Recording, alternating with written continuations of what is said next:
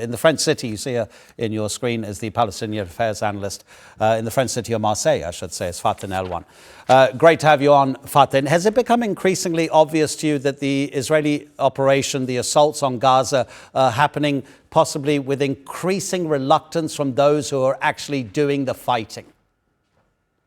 Well, it's becoming clear even more and more that this whole war on Gaza is becoming intentionally a never-ending war. The point of it is to retake Gaza over with a clear decision supported by the United States President Trump, who clearly said to Israel, you can do whatever you want without any green light needed from my side.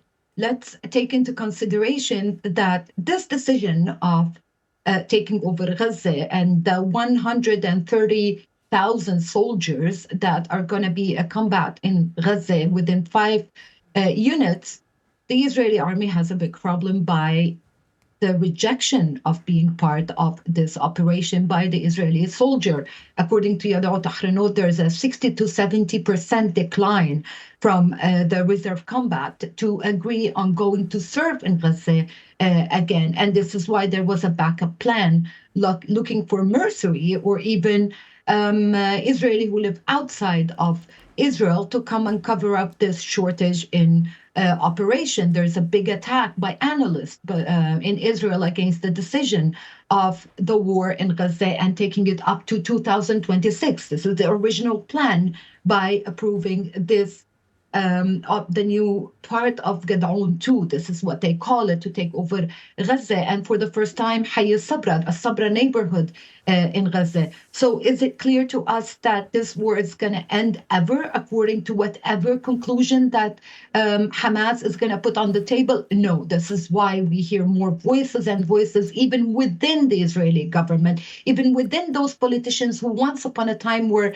leading the same war on Gaza, but with a clear purpose. But right now, the purpose is just to take over Gaza and to make the life of Netanyahu and his right extreme wing government stay longer in this government. Is there a vision? No. Is there a need? No. They're still talking about the small combat of Hamas with, say it clearly, that they have very limited power and like a weapon on the ground, but still they need to conquer Gaza and take it over to make sure that this limited number of Hamas in Gaza City can be taken over, and those few tunnels that they never maneuver inside can be controlled. And the end of the subject, we are hearing more voices and more demonstrations and more action, even by Tzavi Livni, for instance, that started talking and describing Netanyahu as a war criminal because you're going toward killing more and more soldiers. Because according to the estimation in the Israeli army, every week, 100 soldiers might be killed during this operation. Is it worth it to put the life of our soldiers on the line without having any clear deadline for it? It's not. Is this movement on the ground going to be effective on putting an end to Netanyahu's war? The clear and unclear one, we don't know yet. Yeah, from the Israeli army's point of view, there are also these reports of suicide rates increasing among Israeli soldiers. But looking at it from the Hamas point of view, Faten, do you think that the group has agreed the latest ceasefire proposals because it's so weak that it can't offer the resistance to that greater invading force that is coming? Hamas proved on points that for Netanyahu was in the beginning impossible, cannot go into any agreement. He wanted the details. They agreed on details. We saw the first patch of exchange of prisoners, second patch of exchange of prisoner, and then he insisted on more details.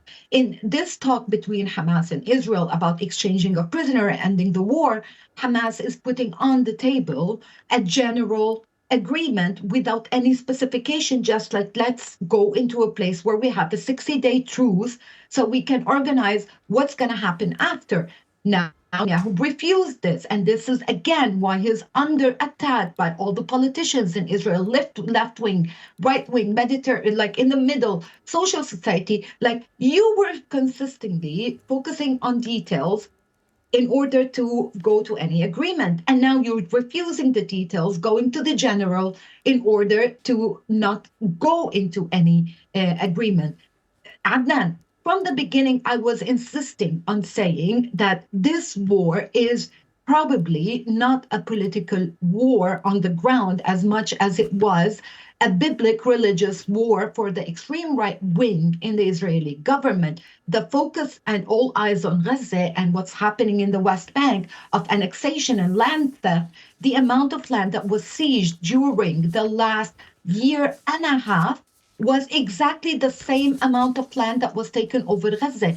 It's just a control war to declare an independent Israeli state, not just in the green line or what's been approved on in Oslo Agreement. What they want is the greater Israel, and this is just their clear path of doing it in Gaza and in the West Bank. Faten Elwan, thank you so much indeed.